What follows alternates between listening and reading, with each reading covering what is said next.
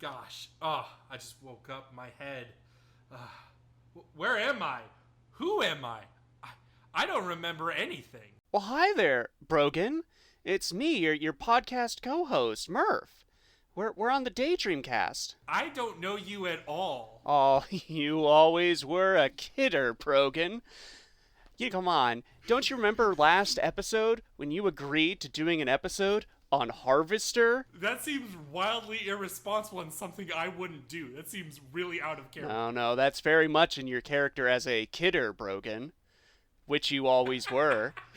But before we get to the meat of this episode, how about you tell me about some games you've been playing in a segment we on the podcast called the Daydream Cast call What You Playin'? You know what? You're right. I'm just going to sit down and talk about it. Guys, I played Balatro. And this is such a fun game. Oh my gosh.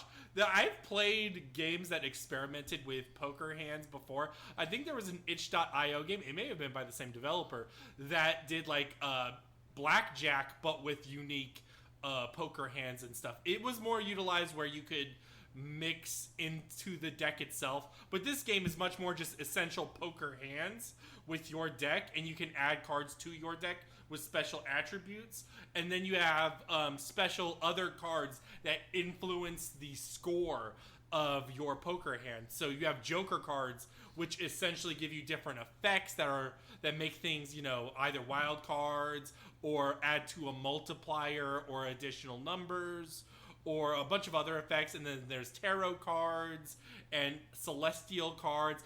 It's all super fun. What ends up happening is that you go through a run. It's sort of very rogue-ish in that you're trying to build a deck on the fly. Every time you go to the store, you see how much money you have.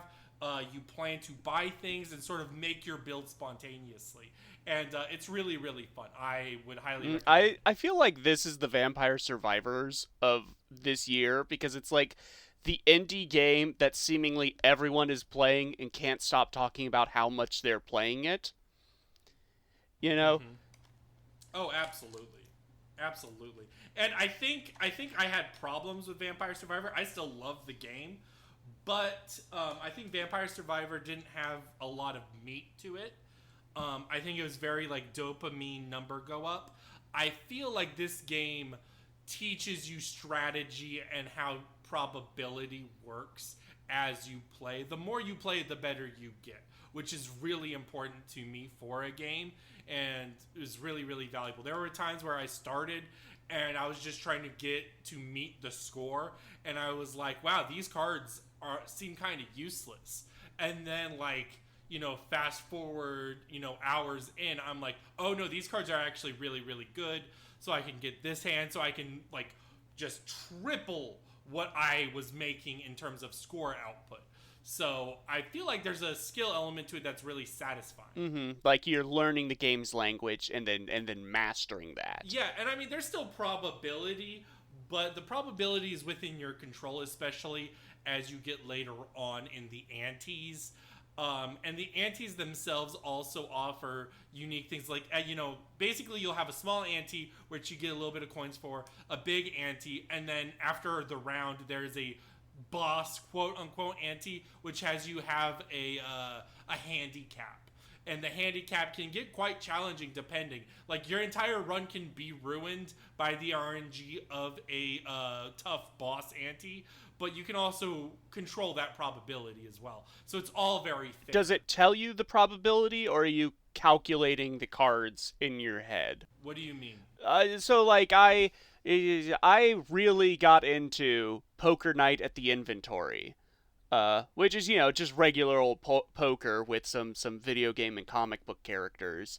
But I don't know why I became hyper fixated on calculating the chance of getting the hand I wanted in my head. And I was never quite good at it, but I would always have I have like a stack of scratch paper where I'd be like, "Oh, I have a king and a queen right now. What are the odds that a jack will be drawn in the river?" Oh, okay. You know, stuff like All that. right, Is it I can answer this. The answer is you won't be thinking of that very okay? much. Here's what's actually going to happen. Okay, so the big thing is this is not like a Texas Hold'em. Like that probability matters way more when you play Texas Hold'em with other people, and you've got two cards in front of you, and the river's like, oh, this, and this, and then you have to figure out what are my chances of actually making that straight or three of a kind or whatever. That's not actually what's happening in this game. What's going to happen is you're playing by yourself. You're not playing against anyone else.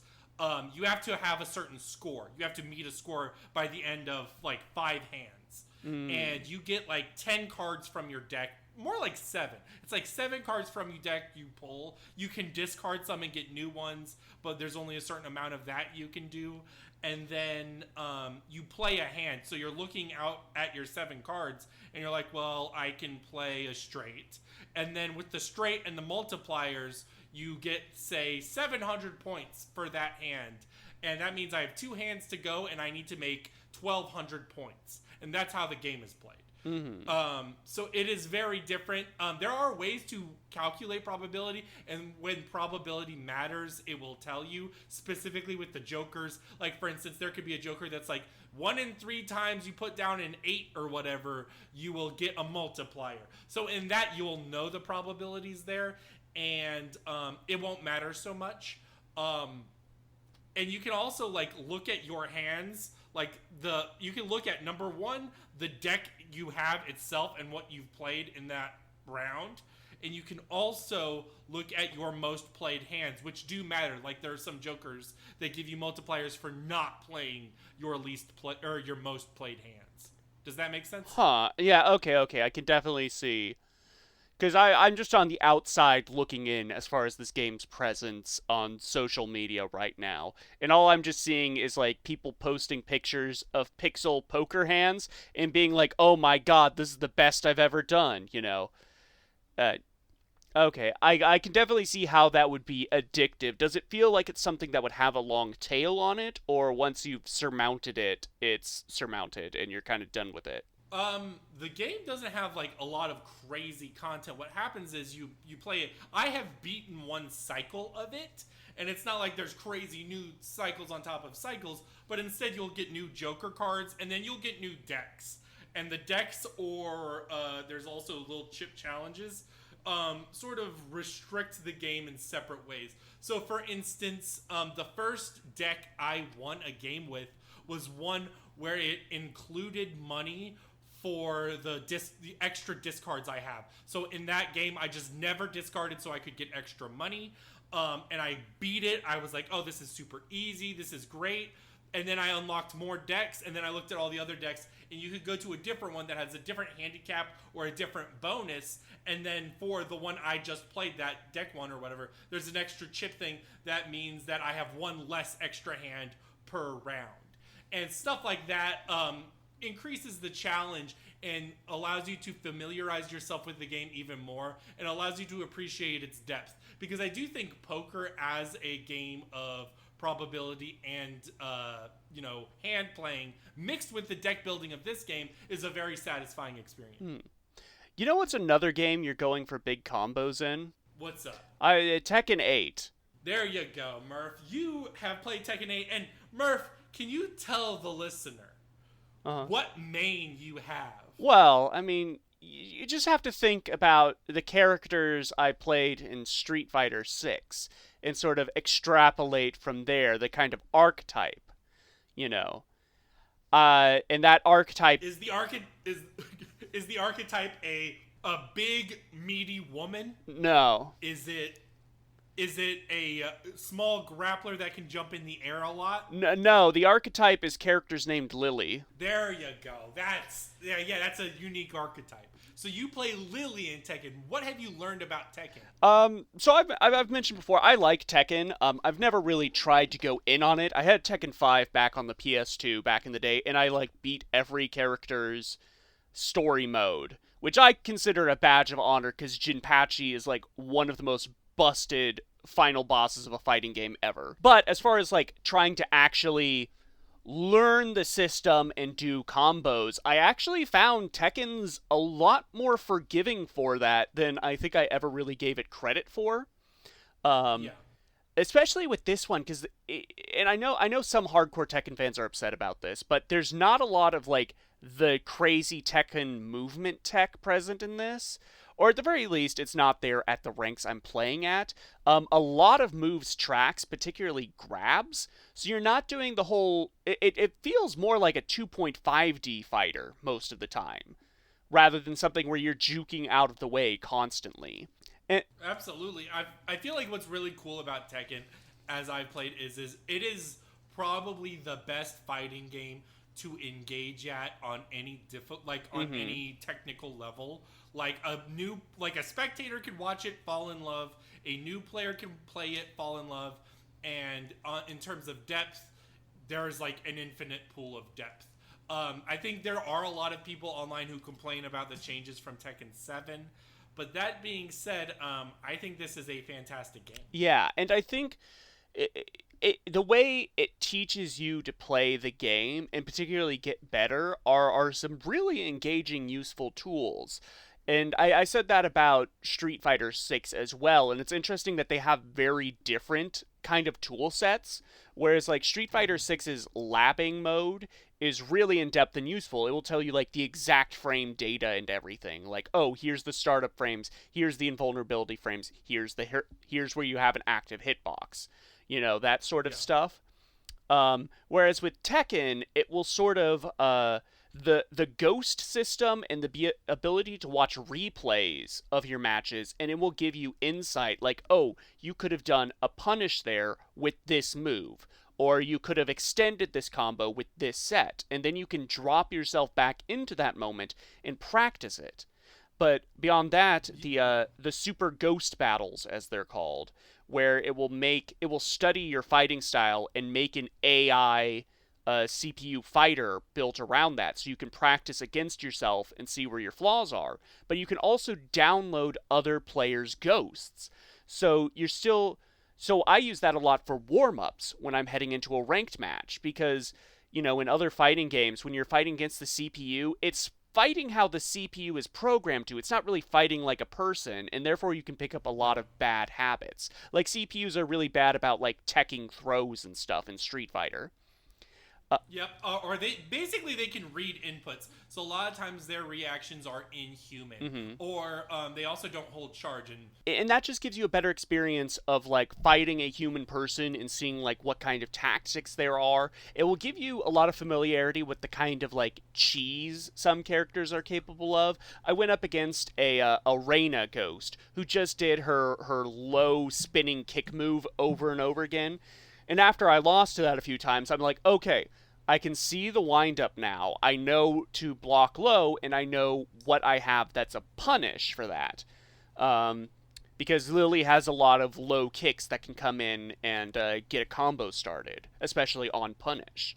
And that was just really invigorating to learn. And I have been practicing and getting out the big meaty Tekken combos where you carry someone to the other side of the screen and delete their health bar. And I find a lot of it actually isn't that much of a mental stack as I had built it up to be. In a lot of ways, it's kind of like remembering the lyrics to your favorite song, where you're kind of like, yes. as a long, long time ago, I can still remember how the music used to make me smile, and oh, and I knew if I had that chance, I could make those people dance, And the secret to a fighting game combo, especially in Tekken, is its components, right? And then you can mix the components together. It's like, oh, after this I can launch, and then after this I can do this, and then this, and then it's a matter of what's optimal or what you want to do. Like, do you want to carry them across the screen, or do you want to do as much damage as possible? And Tekken's also just a good game for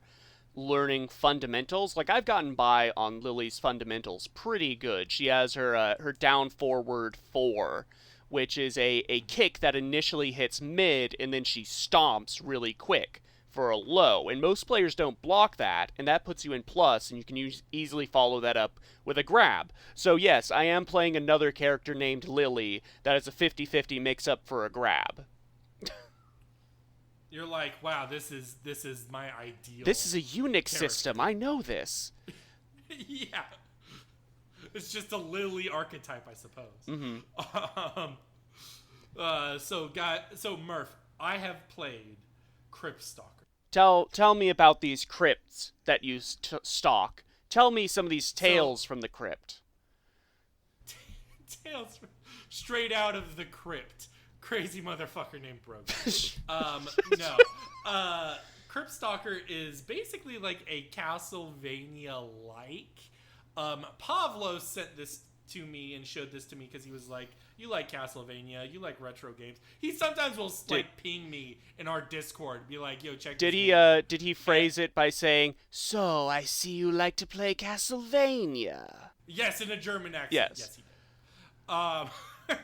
What I like about Crypt Stalker is it kinda is what I want out of an indie game that is trying to be another game. You know, I went to PAX East a couple weeks ago, and I played this game. I think it's called Transylvania: The Adventure of Simon Quest. Yes. And you're familiar with this? Yeah, I think you brought it up on your PAX East retrospective. I did bring it up on my PAX East, and that's a game where it is so impossibly Castlevania. Like, if you were not hiding under parody and like the artistic license of mechanics and vague aesthetics, that you could be like, oh, this is close to plagiarism. I'm not saying that's literal. I'm saying that it plays too much like Castlevania for it to feel new and fresh. Yeah. I think Crypt Stalker has, you know, it's the I would say its biggest Castlevania influence, and this is going to sound so fucking weird, is the Game Boy Castlevanias. Not the Game Boy Advance Metroidvanias. I'm talking like the Game Boy Castlevanias. And even then, the look and feel of it is still uniquely itself, even if you're doing similar things and there's similar elements. There's some Ninja Gaiden in there. There's some Bionic Commando in there too. And there's a lot of extra content they've added to this package with extra levels and an extra like Game Boy mode that is meant to resemble the Game Boy Castlevanias. So I feel like there's a little bit more of an inspired element to this, and I really enjoyed the game. I'm looking at the Steam page right now, and there's literally a screenshot where you can apply what looks to be a Game Boy Gray filter to it. Absolutely, that is part of the point, and it's crazy cheap. It is like $3. It is super fun. I feel like some of the elements of it can sometimes border on recolors depending on the stage. Sometimes the themed stages don't really pop. But I feel like there is a good gameplay variety. The gameplay is forgiving but rewarding. And I also like how it does its sub-weapon system, where you can swap a bit, like you can have like this extra projectile thing, and the projectile thing sort of operates like, like, you know, a Contra or a Metal Slug, where you're getting different ammo types, and the different ammo types will have a spread, or there's a rocket that explodes, stuff like that. So again, it's not just a straight Castlevania clone where, you know, oh, you have a cross that goes forward and comes back, or you have an axe that goes up in a trajectory. This is sort of its own thing at points, which is really, really fun. Okay.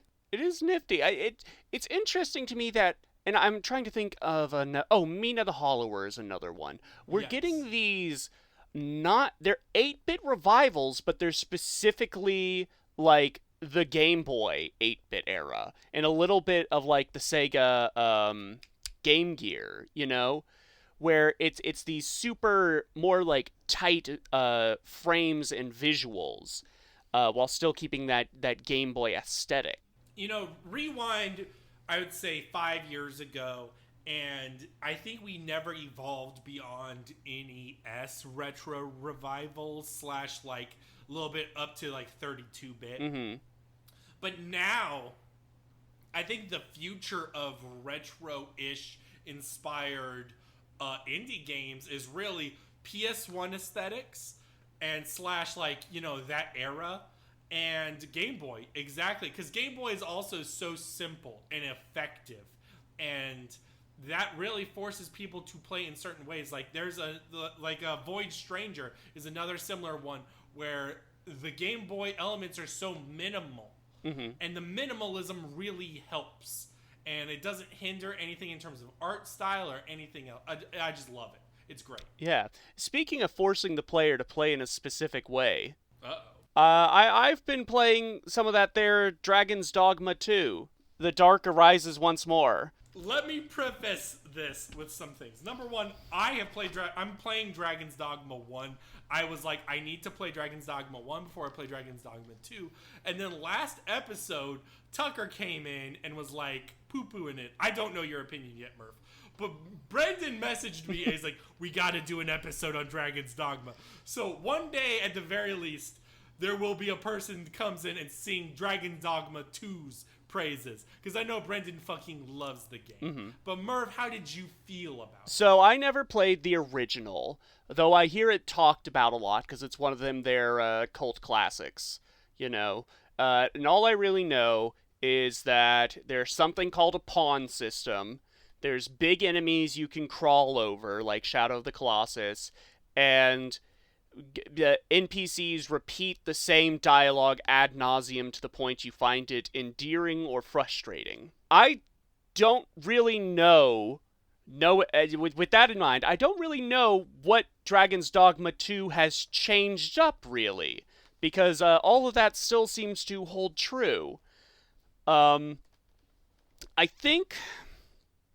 So I'll set aside, like, the stuff about friction and games. I'm not really prepared to dip my toe in there just quite yet. I'll say I find the combat flashy, I like the class system and skills, and I find the pawn system intriguing, though I feel it's a case of they don't go as all in as they probably should have with the pawns. And that ties to my greater issue with the game, is that I just don't find the writing or world compelling whatsoever. This is a very run-of-the-mill fantasy setting for me, and all the characters talk in these very thick Cockney British accents, and it's a lot of these and thous and prithys and ought. There's a lot of saying ought. There ought to be done. I don't see aught of him. I think there's ought over there. And that's, on paper, that's not my hang-up. I read Shakespeare for fun. Whatever. It's more in the performance, because not all actors know how to read that kind of dialogue and make it sound natural, it's like a high school play. Some people know what they're saying, others are just repeating lines they have memorized, And I think there's a lot of... and this ties into what I feel about the pawns, because the pawns talk a lot. They talk a lot, and it's a lot of the same lines of like, oh, I think there's a boulder over there. Methinks 'twould fall over if we all push on it, And I just kind of want to slap them and be like, you don't talk like that. Stop, Sandra. We know you took like a year-long trip in the UK. That's not your real voice, and. How much of this leads into charm? It's charming. It was charming initially, but I think there's too many major NPCs that I've talked to that just don't sell it for me. Like, initially, the opening is pretty cool. You're in this, like, work camp, and then a Medusoid attacks, and you escape with one of the pawns on the back of a griffin. But that pawn you escape with is just, like, the most dry. He wasn't given context for the line reads. Like, "Oh, I think we should jump, Arisen. Better take it with the seas than with the guards." You know, it just does nothing for me. And the pawns themselves only have four personality types: simple, straightforward, calm, and kind hearted. And of those, they only have two voices, technically. They have a female voice and a male voice, and then those voices are pitch shifted to create different voices. But it's all the same voice actress, voice actor, and line reads, just slightly different tones. And it's like, okay, where's like, I don't know, the jackass pawn personality? Where's like the weirdly morbid pawn personality? I feel like I need at least 10 different pawn personalities to really like get a feeling like, oh, when I'm swapping out a pawn, that's a major decision. I'm getting a whole new person brought in. And it's not because so many people are making their pawns either kind-hearted or straightforward that that I'm just hearing the same dialogue over and over again, and it's just it doesn't do much to actually immerse me in that world. And it does in a lot of ways. It does kind of make me think of those tech demos I see, where it's like, oh, Ubisoft has this new program where you can have a real conversation with an AI, and the example is saying something like, "Hello, AI NPC. How do you feel about burgers?" And the NPC going, "I like burgers quite a bit. I think burgers are a good thing." You know, it just the writing doesn't pop or sing, and it doesn't make me feel like I need to explore this world. Honestly, what's sticking in my brain regarding the discourse around Dragon's Dogma 2 right now is kind of the same thing that I've been working towards playing through the Yakuza series. And a couple episodes back, I was talking about how people talk about Yakuza's open world versus an open world from an Ubisoft game. And I'm finding a lot of the same things here, where I'll see a glowing review of Dragon's Dogma 2 and being where it's like the world is a joy to explore. Around every corner you're going to find a little cave or a treasure chest or something, and then compare that to the last 10 years of discourse around any given Ubisoft game. And I hate that I keep coming to the defense of Ubisoft because their corporate culture is genuinely abhorrent. But this genuinely bugs me when it comes to games discourse. But, when we talk about Ubisoft games and, oh, it's just copy pasted content all over the place, it's 1,000 meaningless objectives. And I don't see how that's not how Dragon's Dogma 2 is, because I'm still in the initial area, but I've seen some late game gameplay, and it's just still more forests and mountainsides for the environments, and it's the same cave designs and the same treasure chests that you genuinely don't get that much interesting loot from. So I'm just not really feeling that sense of, ooh, around every turn I may find something interesting. What I'm really looking for are those interesting big monster boss fights. But at this stage, I've killed like 5 Minotaurs, 7 Cyclopses, a Chimera, and I got halfway to killing a dragon before it flew off. And so it's not giving me enough new stuff to really get that dopamine loop going as much as it is for other people. And I'm 15 hours in, maybe it'll get better down the line. This sounds all like what Tucker was trying to say last time around. So, and Brendan felt pretty upset about that. So I think this is going to be an ongoing discussion throughout the year. I have yet to fall down with an opinion on it.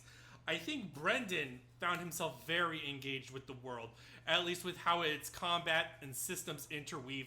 And I think a lot of the new stuff with Dragon's Dogma 2 has to do with the classes themselves and how the classes function for the player character.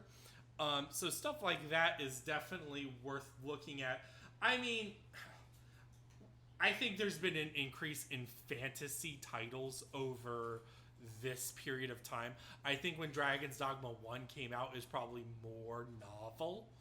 And now it's like we've been here before, at least in terms of that. But even then, I've seen unique monster designs. Like the Sphinx looks super fucking cool in Dragon's Dogma 2. So I don't know where I'm gonna land on it. I'm curious. Did you beat the game? No, not yet. I am 15 hours in. Um, How long is this game? People say if you know where to go and what to do, it's really short, even compared to the first one. But the world itself is huge, and so getting into that with like the friction of traversal, honestly, a lot of the stuff that's like quote unquote friction doesn't bug me all that much. The fact that items in your inventory can spoil, that doesn't bother me because the items that are spoiling are freaking everywhere. Your scrag of beast spoiled, just go shoot a deer, they're everywhere, you know. um the to me, actually, the biggest issue is the encounter rate. Like, there was a mission I was doing earlier today where I was escorting a guy to a location, and he was like, "Oh, we got to get there, within a day, or else because the quests are time sensitive. We got to get there within a day, or else the thing I need to go there to do will have been over." And so I'm booking it to get there, and I'm just like every 30 seconds I am running into another pack of goblins, another pack of wolves, another pack of goblins, some saurians, and then another pack of goblins. And I kind of feel like if this was done as, a JRPG with random overworld encounters, you wouldn't mind that encounter rate so much. I've been playing Might and Magic 6 on the back burner because I'm going to be doing an episode with Brendan on that down the line. And I don't mind the encounter rate there being high so much just because it's presented in that old school RPG way. I think the issue comes from Dragon's Dogma wanting to be in this aesthetic of the fantasy open world, like living world simulation, um, where it just feels weird that there are these just armies of goblins wandering around, just everywhere, just a million goblins everywhere. Um, and honestly, playing the game, what I'm feeling most of all is, man, I'd like to go back and finish that last playthrough of Dragon Age Inquisition I started. Because it's a. Or Baldur's Gate. I think a lot of your problems here aren't going to happen in Baldur's Gate. Mm-hmm. Well, yeah, because that's a different kind of game overall. That's a CRPG, and this is. Yeah, I'm talking about in terms of like writing. Yes. I think writing is where CRPGs really shine, and I don't think this game has a priority. Like, I guess that's the one defense that I really have is like I don't know how much they cared about your. So it's a game about where the story you, the player, are coming up with is the compelling part. Like, you're supposed to come back to your friends and say like, man, I did this crazy shit in Dragon's Dogma 2. And I have done some crazy shit. There was like a thing where there was a chimera down in this lake bed, and I kind of fell down onto some ruins and provoked it, and my party went in to fight it, but because I was high up on the ruins and I was an archer, I could safely snipe its heads while they distracted it. And then, like, it came and charged me and knocked me off, but I landed on its back and delivered the killing blow. That's like a cool, organic moment. But it's also, I think it truly is, if the respawn rate for enemies was lower and I had more just like treks through the world, just kind of admiring the forest locale and things, and kind of, I don't know, dwelling on my thoughts in the way some other open world games do, then I think I would find it more compelling. But right now it just feels like a game that's entirely being sold on its dynamic combat. You can ignore the encounters, right? You can run past them, but they sometimes blockade you or ambush you, or your pawns will go off and attack them even though they're on super low health, or they'll follow you around. So you kind of have to do it, and combat's pretty quick, especially against most of the early game enemies. I think the game just probably has a real slow start, and I haven't been progressing past the opening area all that much. Like, I've been to the arbor where the elves are, and it's kind of neat there that the elves all speak a language you don't, so unless you have a translator with you, you can't, like, choose items in the shop and know if you're getting a good deal or not. Like, that's a neat idea, but it's kind of one of those things where again, like the pawn personalities, I wish there was more of it all about. Have some merchants in the main hub town have that thing. Well, have there be a ton of different languages, and I kind of have to think more about what pawns I want, what languages they speak. For all the talk of like the friction in the game and how it doesn't hold the player's hand, honestly, I feel like it kind of holds the player's hand a little more than they probably intended to. So, I don't know. I'll stick with it. I'll see it through to the end because I hear it does get better once you're outside that starting area and once you're really much more familiar with the world. But right now, I think the issue is that like the narrative itself doesn't compel me. It's a decent enough podcast game, but yeah, I just kind of can't help but feel I'm tired of hearing the word ought and twill and twould. Twould thou liketh to go to the Variety Minute? Yeah.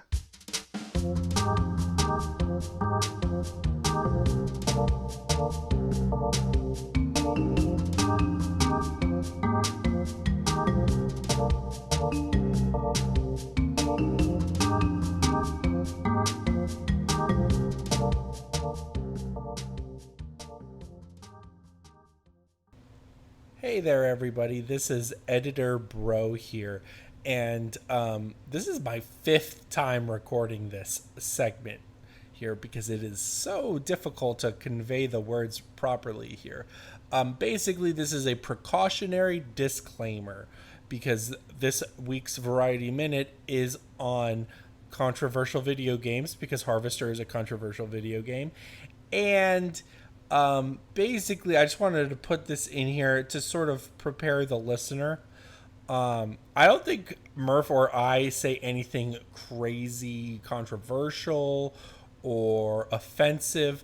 I feel like if there was anything we didn't say enough on the subject, there was even pickup audio by Murph, because I feel like we focused on some things and not others, realized that we had limited amount of time and we didn't get to everything. I think if we were to go back, we would talk more about taste and whether or not it's harmful to do or to say shocking things for the sake of drawing distasteful audiences.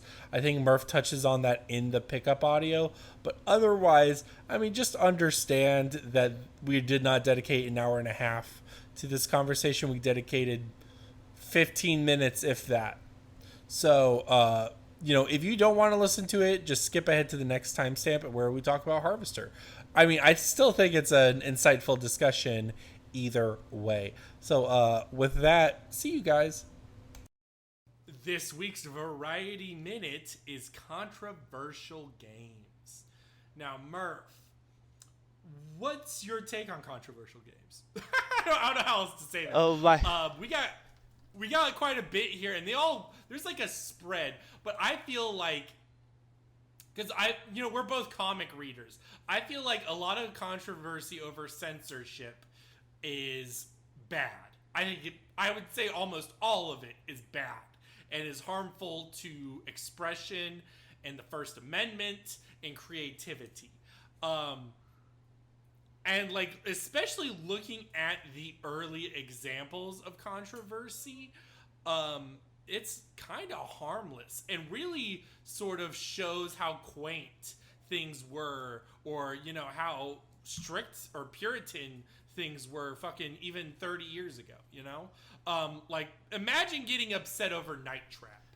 Night Trap being one of the games that led to the creation of the ESRB will always be funny and a massive L for the U.S. government, because if you watch Night Trap now, you can make 5 edits, I'm gonna say, and turn that into a Goosebumps episode, It's kind of ridiculous and silly.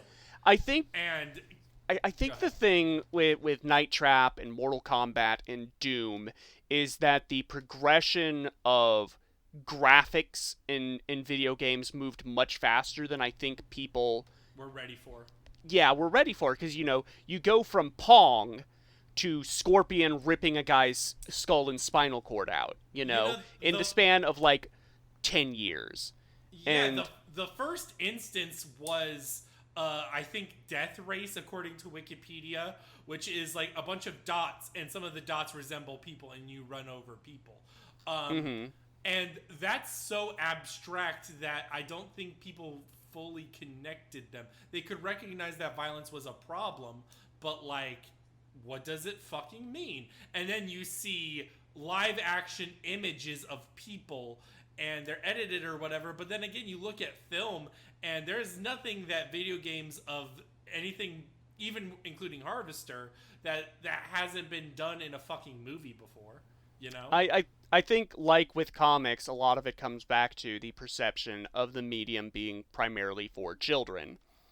And something like Mortal Kombat was initially an arcade game. So you could go there with little Billy to go play Joust or whatever, and you can't avoid the giant Mortal Kombat display and see the people talking about, like, oh my god, look, he ripped his skull and spinal cord out,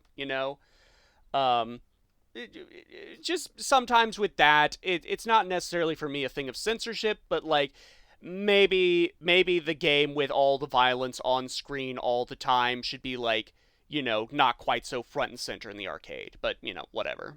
Well, I mean, okay. There's an element of this I want to bookmark for when we talk about, say, the ending to Harvester. So there's a part of it that I want to not talk about now. However, what I do want to say is that there's also a lot beyond violence. And I mean, also, okay, let's go for that first. We're going to talk about Custer's Revenge. We're going to talk about... Not just that, but there are, stereotypes. We look at...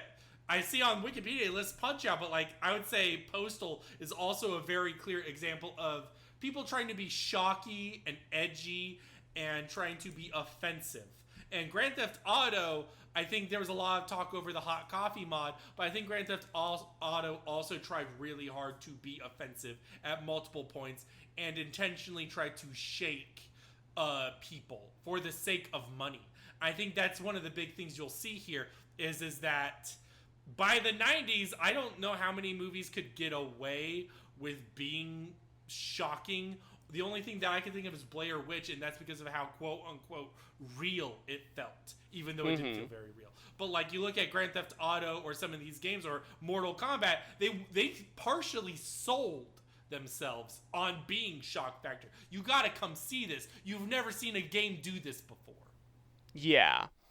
And like the one that comes to mind when we like slotted on this as the Variety Minute was, I remembered the 2015 game Hatred that was on Steam. It was like a mass shooter simulator, and it was like the CEO was accused of being like a neo-Nazi, and I don't really remember how that like came, like whether that like bookended or whatever, but and it's just about being a mass shooter. You get points for shooting civilians, and the protagonist says things like, the only thing I hate worse than politicians are the people that vote for them. And you like cause a nuclear holocaust at the end. It's so over the top and silly, and no one should have given it the time of day, but also it's, how many games are there where the goal is to be a mass shooter? And so it kind of like Harvester, our main topic, it was made to get that Streisand effect of controversy sells. And it worked. Well, not just that, but it's also like, this goes into a big, broad topic of First Amendment stuff, but those things have to be okay for the First Amendment or creativity or any art to matter. Like, obscenity has to kind of exist and be allowed to exist. Every time you see, like, oh, Doom exists, oh, Doom encouraged Columbine, right? You saw that. Most of those times, every time there was in the news, a game developer or... First of all, a lot of them would cut back and heavily censor themselves to the point of absurdity, or they would go the other end. Like, I remember after one of them, there were, like, indie mass shooter. There was, like, there's a Flash game, mass shooter game that came out like after one of them. And then also, if you look at like, say, Newgrounds, one of the first Newgrounds characters was Pico, and Pico was a mass shooter. And these things, they have to exist, even if they're made by bad people and have awful content.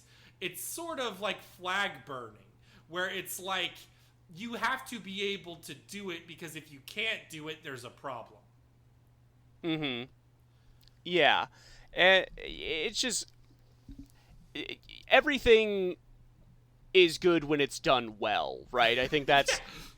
I think that's the take I'll go with. You know, there's... I don't know if we'll keep this... There's an old joke about comedians where even, you know, the best comedian can make even rape funny, but only when it's Elmer Fudd and Porky Pig. You know? And sometimes that's how it is with video games, where it's like, you know, I see...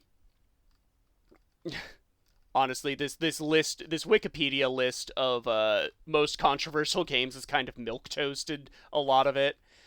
You know, when we're talking about people that want to make controversial games, controversial art, the thing it truly needs is a clear statement of purpose.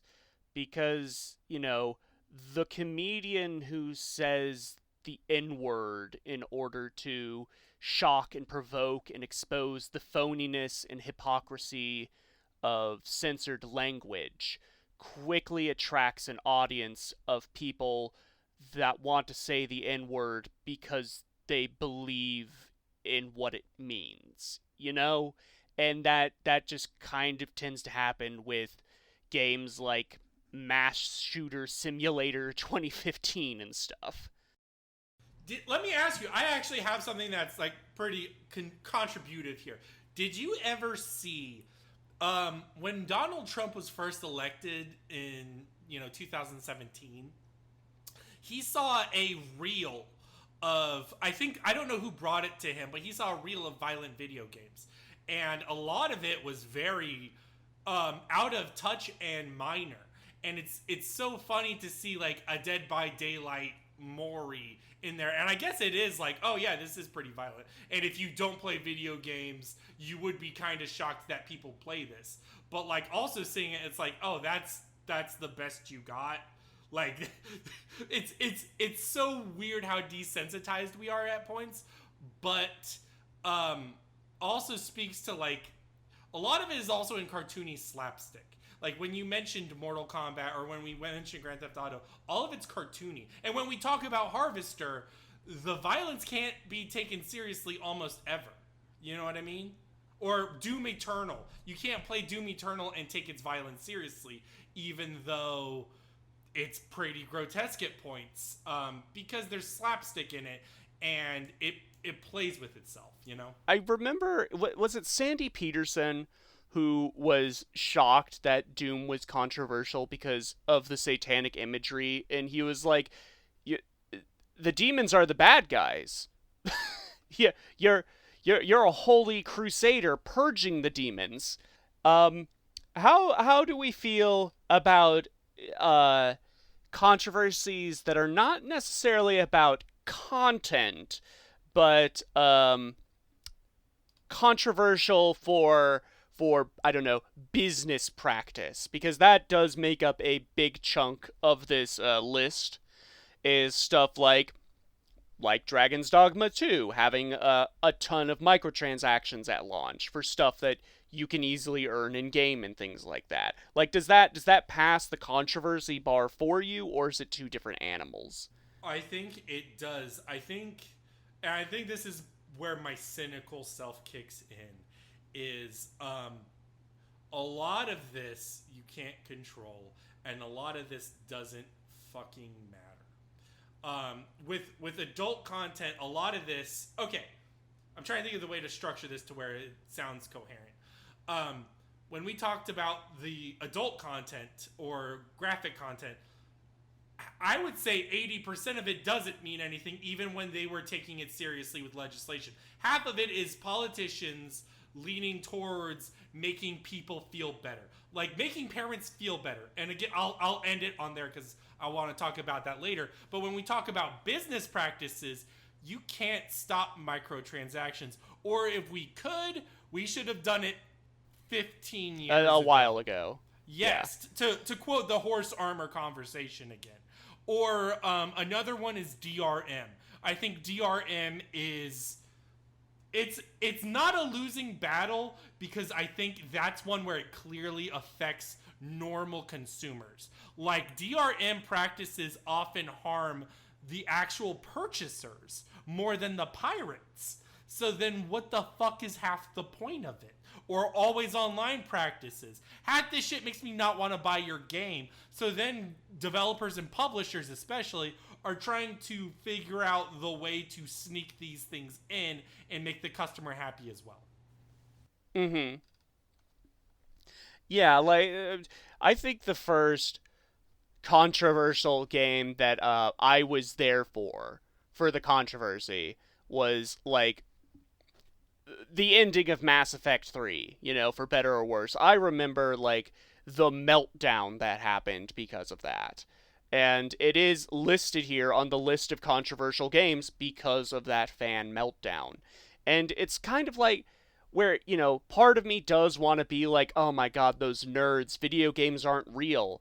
But on the other side, I'm like, yeah, you know what? That ending did really suck overall, and it is a black mark against the game. The same way that, like, including some unnecessarily shocking or controversial element in another kind of game probably would be a black mark against it. You know, everything within context, right?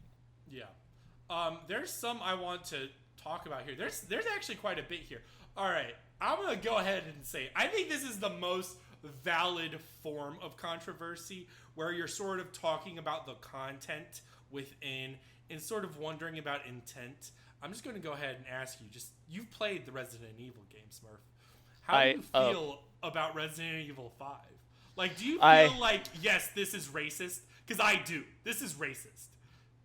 It's... the great Resident Evil 5 question. Because Resident Evil 4, the original, is not kind to rural Spanish villagers, you know? No, Leon famously says, I'm surprised they even know about indoor plumbing. Yes. So, you know, is it a game about shooting Africans, or is it a game about being in Africa and there's a zombie outbreak, right? And I think the fact that Resident Evil 5 goes the direction of, it's not just that they become zombies, but they, like, revert into this tribalistic mindset of, like, painting their bodies and using spears and doing war whoops, that it starts to, you know, would this be out of place in some sort of, you know, propaganda about purging the Dark Continent or what have you? Not just that, but especially it's specifically the tribal element, and like when Chris and Sheva steal treasure from like tribal areas and sort of plunder, that you can't help but make colonialism comparisons, and it sort of leads into fantasy, like a fulfillment fantasy, and you're like, this is very upsetting. I don't know. That's where it definitely leans into it for me. Like, I would say the first portion of the game isn't great, but like in a remake, I'd be like, yeah, if it's like reinterpreted well enough, I'm like, this is fine. But like as it stands, I'm like, I totally. I'm willing to believe that Resident Evil 5 was a misstep rather than anything of like hateful intent. I think, you know, never assume malice where sufficient ignorance can also be the answer, you know. And I'm gonna make that we fucked up choosing this category, Murph, because this is just hot water everywhere. It's filling in. It's around my ankles. Yes, yeah. You could. You're the frog about to feel the boil, or the lobster. I forget which one that is. But I come in with the Dragon's Dogma hot takes, and now the controversy hot takes. Okay, all right. I'm just gonna. Maybe I shouldn't. Okay, no, I do want to say it. How do you feel? Let's look at Street Fighter or Punch Out. And okay, actually, let's just do Street Fighter. Okay, you want to make a fighting game that covers multiple cultures and diversity, and you make one Jamaican guy, or you make a sumo wrestler. Yeah. At what point are you doing offensive stereotypes to convey harmful ideas, or at what point are you celebrating a culture?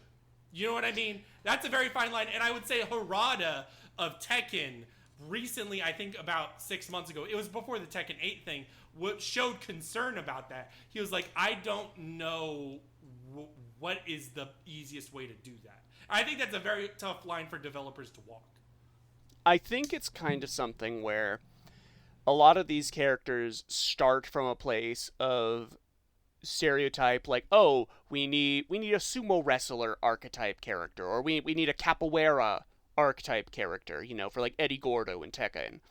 And then down the line, you know, because that might be that sole bit of representation, Eddie may be like the only Brazilian game character some Brazilian kids have ever seen. He becomes beloved and adopted within the community.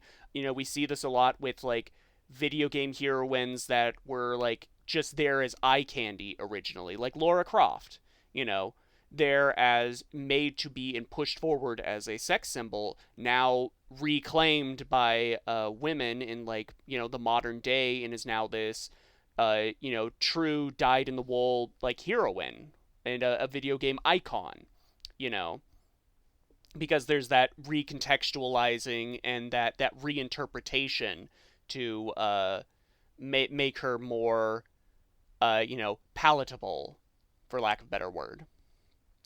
And I think that can come up with characters that, you know, like Punch Out, you know, what is King Hippo?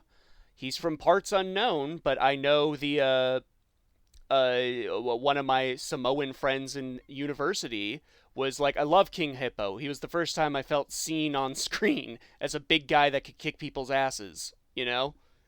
And it's just like, there will always be people on both sides. You know, there are people that are going to say, I feel stereotyped by this does not represent me. And then the other side being like, yes, I feel seen. Hey there, Editor Bro here, and I'm on a time limit for recording this little bit. Got probably like 45 seconds tops.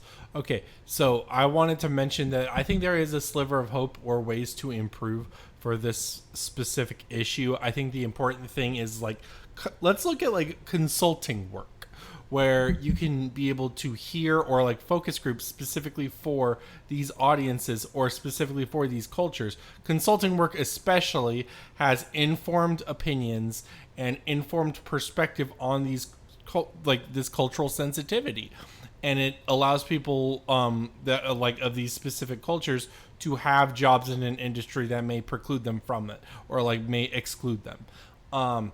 So I feel like consulting is a way to have your cake and eat it too. It's not the end all be all, and sometimes a company will hide behind that instead of actually listen to the voice. But I think with a voice that's heard, it lends authenticity and makes it more appropriate, even if you're still going to have conflict, as Murph says at the end of the day. Yeah. That's a much more complicated conversation than actual violence. It feels like the bulk of controversy, at least in terms of legal stuff, or at least like how the mainstream feels about controversy in video games, is about violence. And I do think there is a conversation to be had about the glorification or what have you of the violence. But I think there are some points that I feel are good, and I feel are artistically important. Let me ask you, there's one more that I wanted to ask you about. Did you play Call of Duty Modern Warfare 2? I only played Modern Warfare 1. Do you know what I'm about to say?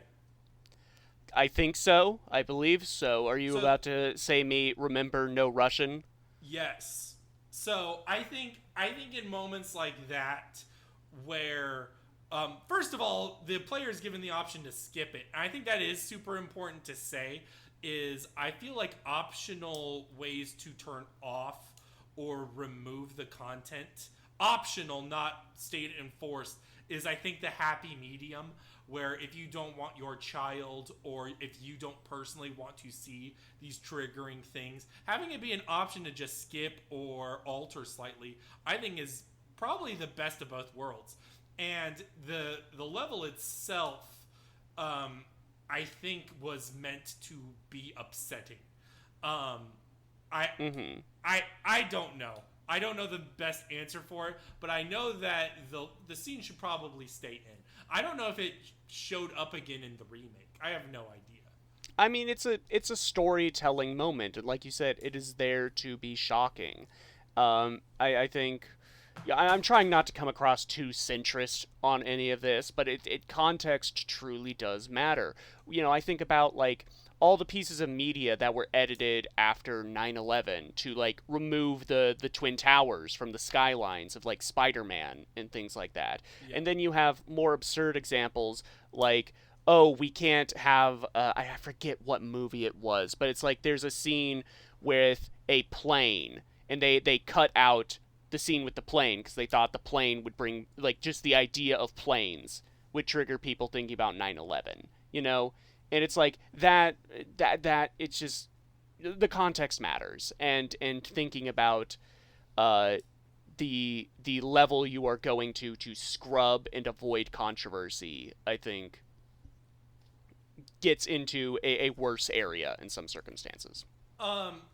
Especially when if it's artistically valid, then there's an elephant in the room, and censoring the elephant in the room makes things 10 times worse. You know what I mean? Mm-hmm. But I think we may be talking in circles at this point. Do you want to go ahead and go into the game of the week? Yeah, let's find out how much of a kidder you have been, Brogan. Only those who seek enlightenment or want my attention.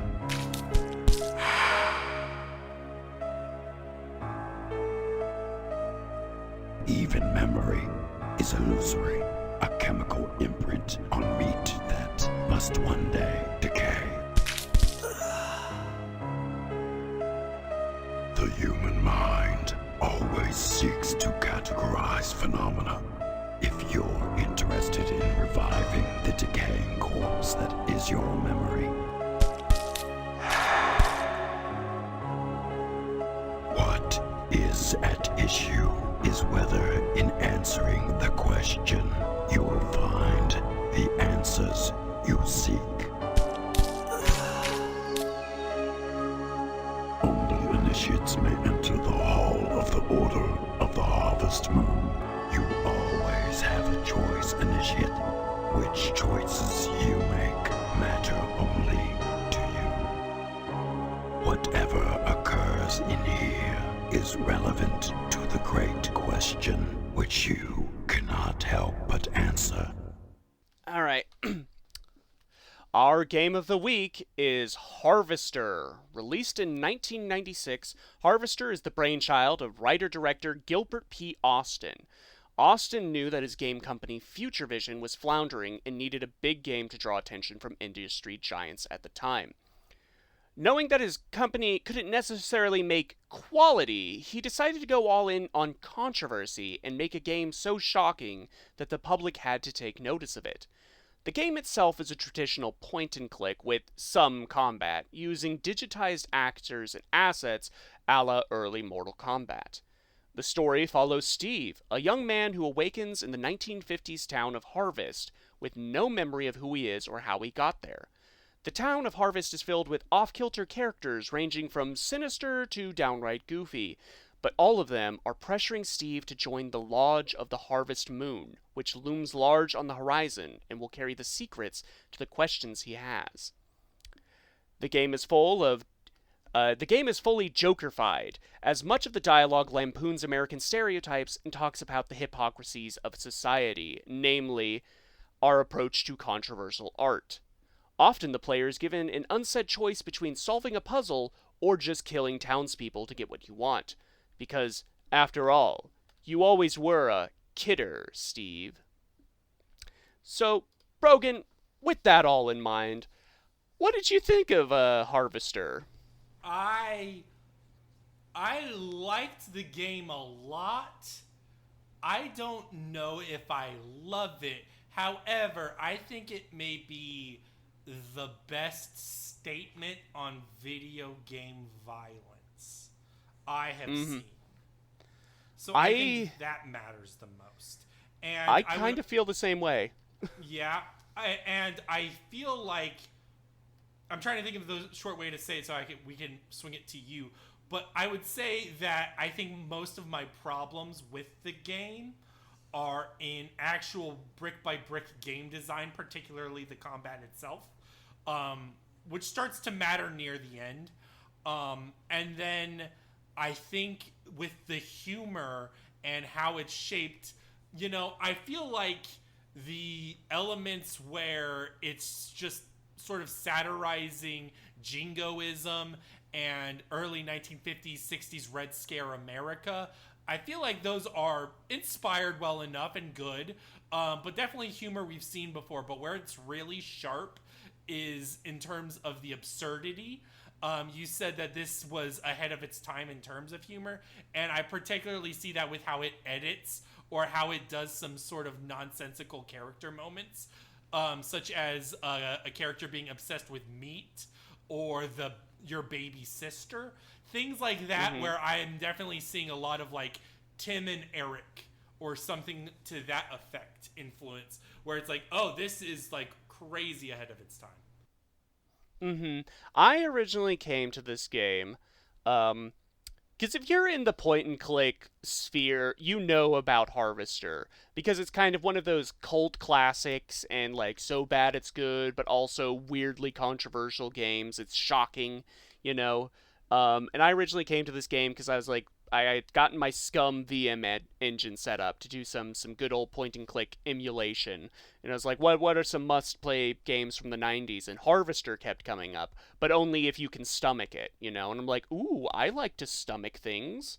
And I played it, and I was just I didn't get far when I played it by myself, and I was just kind of mildly in awe of it, and then kind of forgot about it until I started seeing all these video essays and let's plays pop up of Harvester. Like, I know Pavlos, when I mentioned to him we were playing this, he said I should watch the let's play Retsupre did back in the day of it. And I know, like, the Game Grumps played through Harvester quite recently and things like that. And it seems to be a game that is very engaging to watch, because getting like the reaction of it is everyone's going to react to it in a very different way, whether they're like, oh my god, that's shocking, or man, these effects are goofy, or what's with these line reads. And I genuinely think if this was released today as is, and it was just like this weird throwback indie game, I think it would be getting like rave reviews, you know. I think it would place in the same area as Cruelty Squad.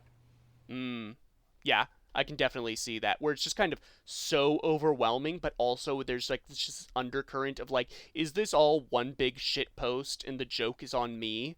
Or is there like, does Harvester actually say something, you know? And I think it does, and I think it's effective in that. We'll get to that later. I think there should be a spoiler section. I want to talk about the actual adventure game elements. I think that is a great place to start. It's a good spectator game because the story is allowed to unfold and you can see the beats and you're not frustrated by the puzzle elements. And this game is actually pretty easy or forgiving regarding its adventure game puzzle elements. First of all, as long as you don't murder anybody, and there are some people you're allowed to just straight up murder, period, there's like a jail system where you're able to be forgiven and be like, oh, it's okay, instead of like an immediate death that you would see in like a King's Quest or something where it's like, oh, I fucked that up. It's only a fuck up if it was very clearly you couldn't get out of a situation. Like if you didn't leave a burning building, you would die. But otherwise, you will go to jail. And to me, that is completely reasonable and makes 100% sense. And then I feel like the moments themselves, I think especially starting the first day was really, really nice visiting all the townsfolk and seeing their unique characterizations. Even the characters that don't matter, like the wasp lady or the dude that has no legs and is like a jingoistic military guy that can nuke the place. Yeah. Both of them are still really, really memorable. This place is so convenient because all of the areas are easily memorable. So that really helps with navigation. If you're following a walkthrough, you actually miss out on a sizable bit of like content in the game, because there are some areas that you just flat out don't need to go to, but you go to them to get like, you know, the message of the game. Like, you know, you don't need to go to the TV station whatsoever, but if you go there and talk to the cowboy actor and he goes off on this screed about how violence is okay when it's being done to godless heathens and stuff like that, then, like, you know, you get more of the themes and stuff going on. And yeah, as far as like the adventure game logic, there's a few bits where I think the clarity could have been better. Well, one example that comes to mind is when you need to break into your dad's bedroom because things are happening in there and the door is locked. And you know, it's very clear. It's very clear from the beginning. Like, outside your house, there are bars on the window, and you inspect the bars, and it says, "Oh, they're fastened with a Phillips head screwdriver." And okay, I've got a Phillips head screwdriver. And you unlock it and you go inside, and an alarm gets tripped, and you get sent to jail and executed. You know? And what you're supposed to do is get a dolly from another person's house, from their garage, and use it on a china cabinet to reveal an alarm system that you can then turn off. And I think there could have been a bit more clarity there, like maybe have a wire running from the china shelf to the door, or when you inspect the china shelf, have the description mention that you see like this blinking light behind it, because you can kind of see it, but the visual clarity's really fuzzy because the resolution of a lot of these areas is low. It's not always clear what you're supposed to interact with. And if you're playing it blind, there's just a lot of instances of swiping the mouse over the screen and seeing what prompts like an inspect or pickup prompt. Oh, absolutely. And you also typically will have to inspect and then click the thing again to actually pick something up, which is slightly annoying at times. The visual clarity of the backgrounds is probably the biggest problem. I mean, that's always an issue with adventure games. The logic is also at points kind of, I think it is a production issue. So for instance, I don't know if you saw this in your production notes or whatever, but the wasp lady originally was meant to, and this is something that I messed up on initially, was she was supposed to be more involved. There was a moment where you were supposed to burn her house down to distract the firemen for the bolt of fabric mission. And instead, what you're supposed to do is flip the fire alarm at the school to distract them, to get the stuff, and then later on, you could go in. Obviously, you have to do the meat thing to get the dog, etc., etc. But otherwise, that was one of the things you were supposed to do. And I was signposted earlier by them saying the wasp lady's house was a fire hazard. So I figured, oh, these two things should go together. There's times like that where I feel like it was just a misstep in how production worked. But otherwise, I feel like the game is pretty clear in the things. And it also helps that, like, there's not a lot of items. And a lot of the items you get very clearly matter in specific moments. That really helps. So, like, you'll get healing items, but, like, in terms of currency or whatever, that day one, you're pretty much going to get, like, 2 or 3 things. And those 2 or 3 things are going to really be obvious. Like, oh, I need to give the old guy this dirty magazine. He makes it very obvious to me, and it's literally the only thing I can buy. So yes. So all of those elements really help to make things. I think when it gets to the later segments, it's kind of rough, but it's nice that once you go into the lodge, there's actually multiple ways to progress. So that helps too. Yeah, so there's like a first half and second half of this game. First half, you're in the town interacting with the townspeople and sort of doing these missions to get initiated into the lodge. Once you're in the lodge, your inventory gets wiped, you can't go back to the town, and you're sort of dealing with these surreal tableaus, these quote unquote mysteries, and it kind of in a few ways becomes a dungeon crawler, and that's where the combat really comes in. And I would say more than the clarity of the backgrounds, the combat is the worst part of the game. Absolutely. It's bad. It's holding right mouse button and hoping you out damage the damage you're being dealt. And like the complexity comes in really with how long your reach for your melee is. So the scythe is probably your best bet. Or there's like some items that are have consumable ammo. So we're talking the nail gun and the shotgun, and you should save those till the end. So you really should, because you got to fight the wizard. Yeah, you're gonna get your shit kicked in otherwise. So I mean, it's rough. That's all I'm gonna say on it. You know. Yeah, the game is rough, but it's a charming roughness. You know, it feels like something a person made, rather than something, you know, even though the backstory of the game is the creator wanted to make something controversial to draw attention, to the point where even like, there was like a hearing on controversial games, you know, Mortal Kombat, Night Trap. He like started like calling his representatives to say, you know, you need to get this game Harvester on that list as well. That game's more shocking than either of those. But at the same time, you know, the clarity of purpose in the writing and the themes is just like so clear and apparent. There's nothing like muddy about that. No. Everything has its own purpose, and I do like the lodge, particularly in the last segment where you're going to different rooms, and the rooms have different themes and messages to them. I think what's really nice about this game's commentary on violence is how comprehensive it is in touching all the different elements. It talks about the American culture and the attitudes, and it helps that the TV segment and the news segment all sort of morph into the commentary itself. I want to save a little bit of it for the plot twist. When do you want to go into spoilers? In a bit. I think we can edge into that by talking about the live action elements of the game. Sure. You know. Yeah. What I really like is the particular line delivery. This reminds me a lot of a David Lynch thing, where it is very Lynchian. It's very Lynchian, where there's like, there's a spotlight on how eccentric the townspeople can be. And it's nice that there's also this clear artificiality to it, and they call it out initially. Honestly, you want to know my first thought when I was playing this, because I was playing it blind, was I thought we were like I did think we were in a simulation. I thought we were in a simulation by aliens.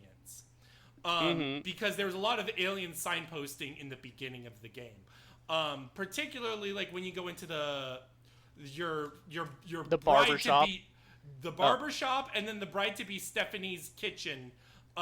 There's like the beer, woo, like some of the music is very like 50s sci-fi, and those all play together really well. I like the absurdity of a lot of it. Each character has like this own absurd logic to them, and it makes the horrific elements pop a lot. So for instance, on night 2, Mr. Potsdam buries the little girl. I forget her name. Karen. Yes. And yeah, he buries Karen, and he buries her alive. So the first day, if you dig her up, she will be much more robotic, but that's sort of to simulate trauma. Like, she's very traumatized because bad things happen to her, I guess is the nice way to say it. Yes. And that is really, really effective. And it all works. I like how the performances feel stiff and amateurish, but serve the functions of what's needed. Definitely, it has this uncanny feeling to it with a lot of the line reads, and I don't think like the voice acting and performances in this are bad, because it kind of feels like what it needs to be. Like, Steve's voice actor and his performance actor are two different people, and the voice actor is kind of like infamous for these really wonky line reads, where he's like, natural causes and things like that. But, like, that's so memorable to me. Like Steve feels like a video game icon, because there's nothing else like him out there. And when I was saying, like, this game was ahead of its time with its, like, how it presents itself, like the actual FMV cutscenes, it very much is like a Tim and Eric skit, where it's like, if you do a crime, but it's like a minor one, like breaking and entering, the sheriff will drive you home, tuck you in, and kiss you on the forehead goodnight. Yes. That's very like, Tim and Eric, yes. That's just funny, man, and in stuff with, like, the absurdity of the violence. In the lodge, you do this chess game with the chess master. You can choose to fight him or do, like, a chess problem where you have to mate him in a couple of moves. And if you do the puzzle and get it right, it just hard cuts to a scene of him smashing his own face in with an axe. And it's like, me when I lose at chess once, but I don't know. I can't really say it's shocking because I think it is supposed to be, like, intentionally funny in a lot of ways.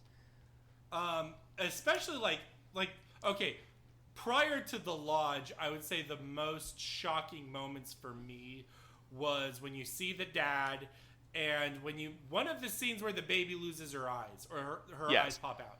Those are the two scenes where I was like, whoa. Otherwise, I was like, it's fine. I didn't murder people casually though, so that's probably a big thing. You do kind of miss out if you do murder, but you're blackmailing the sheriff, so he lets you off. You get one get out of jail free. You do miss a line of dialogue where he asks you how it was, and you can either say I liked it or it made me sick. And if you're like, it made me sick, you get this really chilling line of dialogue where he's like, the corn has ears, son, and that's not what the corn wants to hear. That's a great transition. No, I'm just kidding. Yeah. I mean, if we want to get into the spoiler section, like, what is Harvest actually about? So I guess I'll open because this was completely new to me. The spoiler is that it is a simulation to raise serial killers. And everyone in the game is fake. I think what I really liked about it is there's also other signposts. Like, there is, like, I forget what the car's name is, but there is one type of car. Yeah, the Tucker that everyone drives. There's literally only 48 of them fucking made. So it's very suspicious. And Steve even goes, "That's so weird because when I was growing up, I always wanted a Tucker." So like that's supposed to be a huge hint. And Stephanie is also like the only person in the game that like also is like, no, something's fucked up here. So you're vibing with her. And it sort of develops into like this simulation is meant to raise, and then they want you to kill Stephanie. At the end of the game, you get to Stephanie, and you can either A, save her, and then have a fake Matrix life in this shitty computer simulation where everything is fake, but you can live with another human being and have a lifetime and raise a kid. Or you can murder her and go back to the real world and be a serial killer. Those are your two options for endings. And all the violence, all the grotesquerie, all the mysteries of the lodge are meant to desensitize Steve to violence so that when it comes to killing a real person, it doesn't even faze him.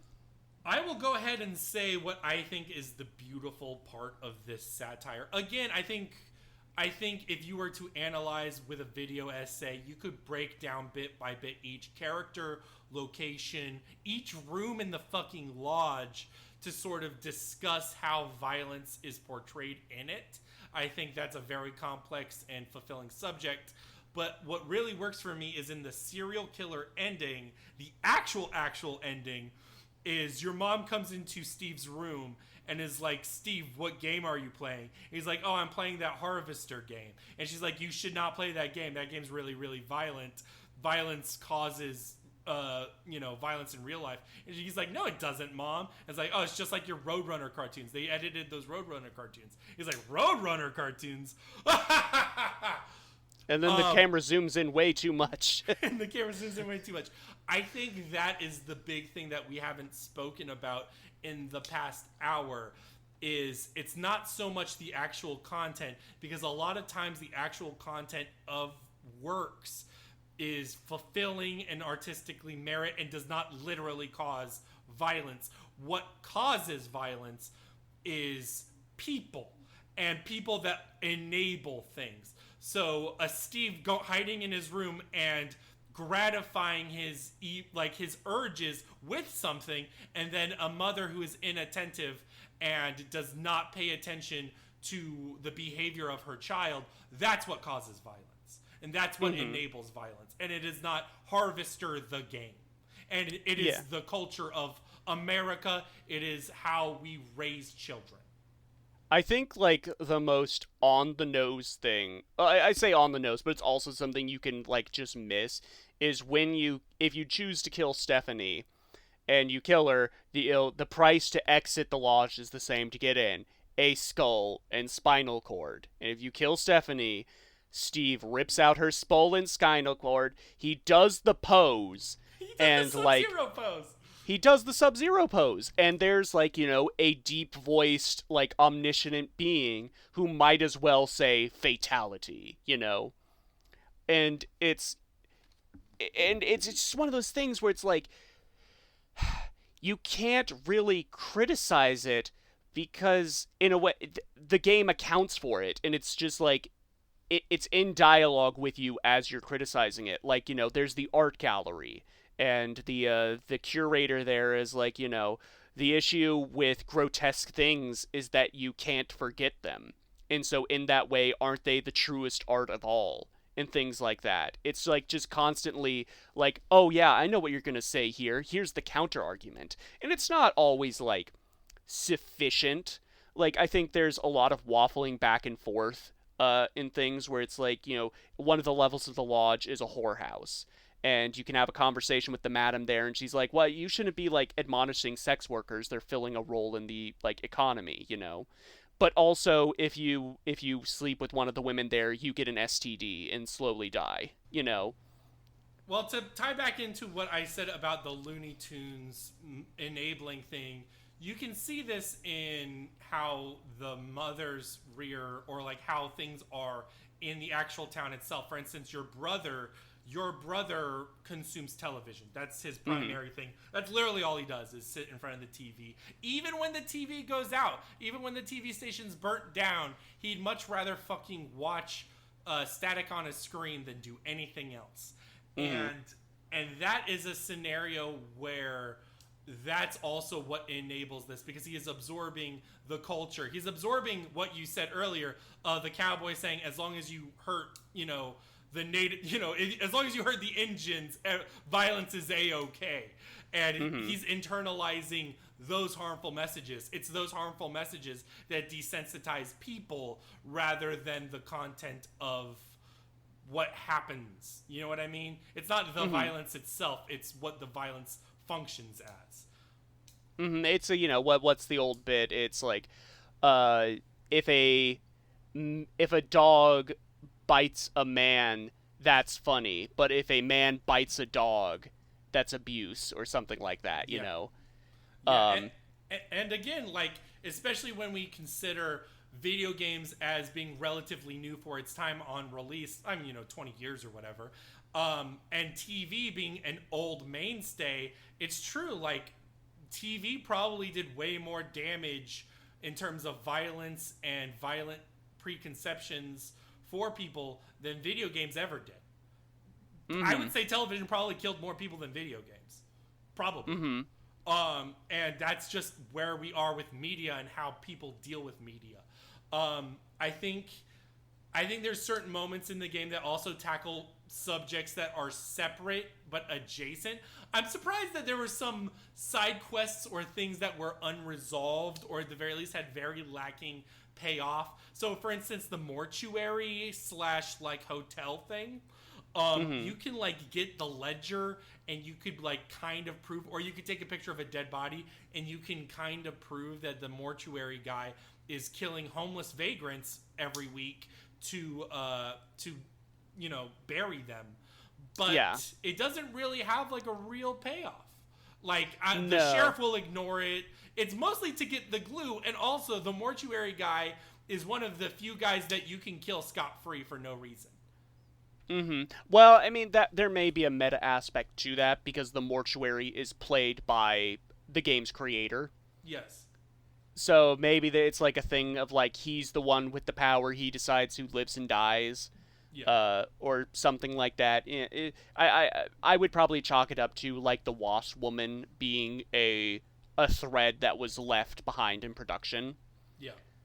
But I do think like when it discusses these separate but equal elements that you're interested, or like with your dad, when your dad sort of talks about sex and violence, that's pretty much the main time sex is involved, other than when it's with Stephanie or some of the more disturbing like rape elements.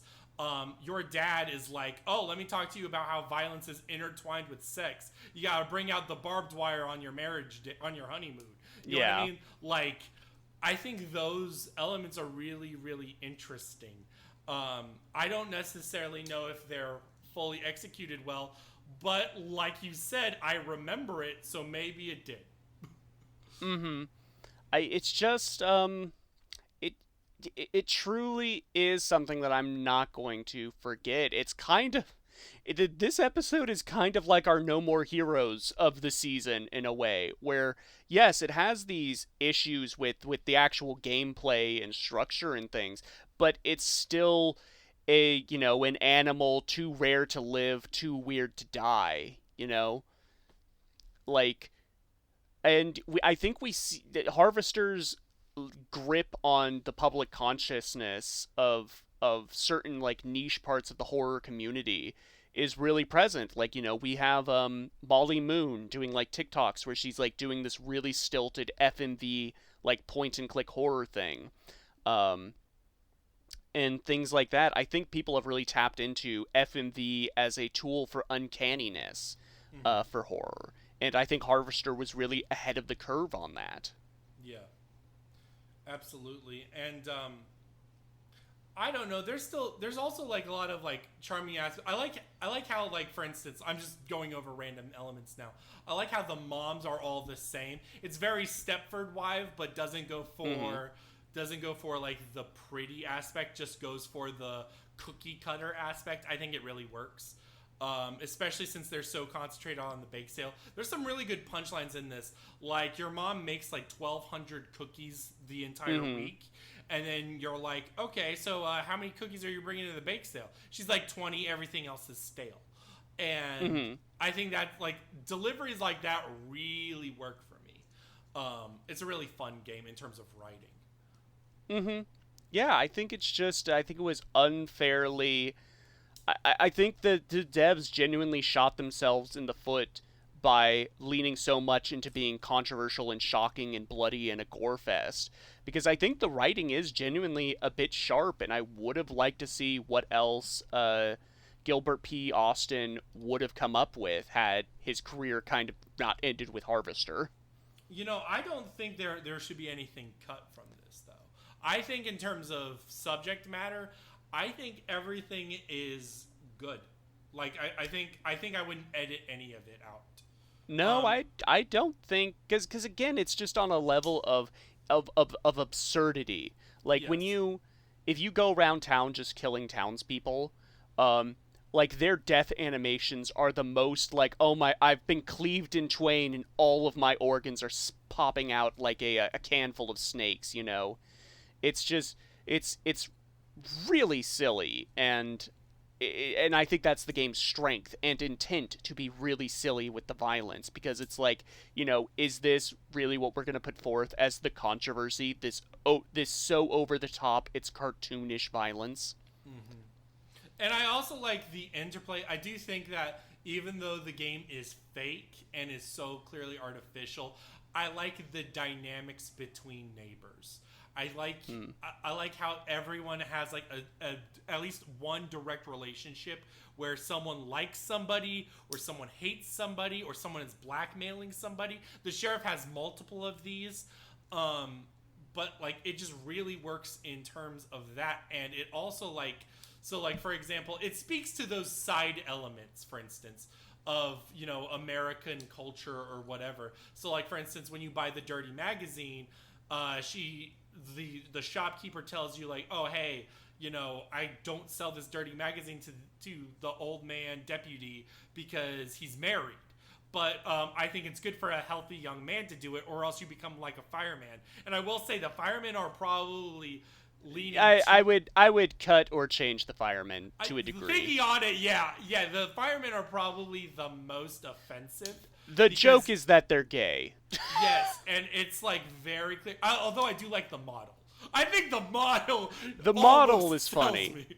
Yeah, the model is funny because you go into the fire station. The bit is you go into the fire station and the fire truck is pink and they're flaming, you know, and they're just inside painting a male model rather than doing any fireman stuff. But if you go back there at night and you break in, the male model is still there under the sheet, and that's just funny. Yeah, and it's also like, I think that's so smart, and it's so crazy that this game, I think this is one ways it was ahead of its time.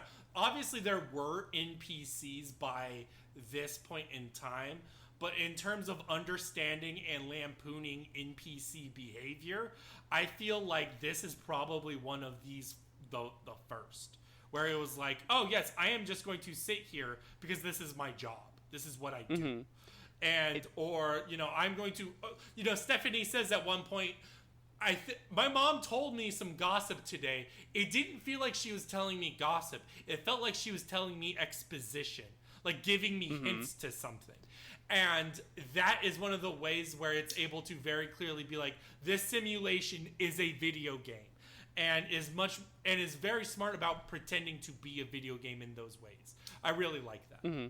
You know, talking about Dragon's Dogma, like I was earlier, with like the lack of variety of things NPCs say, each time you do something in the town of Harvest, you can go to every single NPC and they will have a comment and point of view on it. Like, you know, when the diner burns down, everyone will talk about, like, you know, the diner burning down and their perspective on it. And you can get, like, you can miss so many lines of dialogue if you're just following a walkthrough. Absolutely. There's a part of it where you're meant to like live and breathe it a little bit, where you're supposed to enjoy. And I mean, like, the town itself is pretty small, so it's worth it to check it out most days. There are some days where you can like cram your mission in like 2 beats, where it's like, oh yeah, I'm fucking done. But otherwise, it's really, really good. I liked it. I don't know how much I love it. I do agree that this is probably the No More Heroes of this year for us, where it sits in a very peculiar spot on the Murph diagram. You know? I would tell people to either play Harvester or watch a Let's Play, because, you know, setting aside the controversial elements and the shock value of the game's just funny, and it's fun to watch people react to those moments. So it's just like, you know, it's worthwhile for that. Yeah, absolutely. I agree. Are we wrapping up? Yeah. I think that, you know, you should, if you like this episode, you should go over to our YouTube channel. I just put up a little 10-minute video there called Murph Played Too Many Games, Volume 2, where I just talked about 5 indie games I played when I was away in Canada. And, you know, covering things like Forgive Me, Father and Road Redemption, which is a really good game. Mm-hmm. And, Brogan, I have something to reveal to you. What's up? This cabin... Wait 1 second. Murph, we forgot to leave out the paper. Oh, no. For Jimmy James? Yeah, we forgot to leave the newspaper out for the newspaper boy. He's supposed to pick up the newspaper.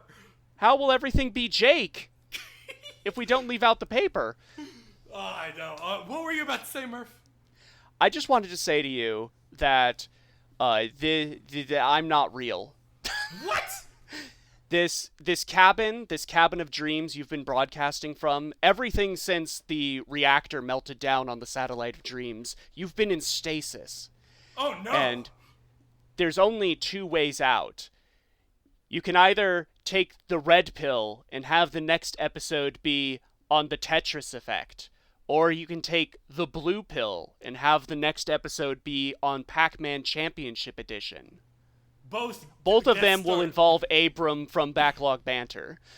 How about I take both pills right now? Haha, fuck you. Well, at the same time, whoa, I have no clue what's going to happen. We're going to do a podcast on both of them. Fuck you, NPC Murph. I want real Murph back. And then, Okay. and then we play out. And then we play out like this. The extensive lore is developed. Yeah. Yeah. In a tight 90 minutes.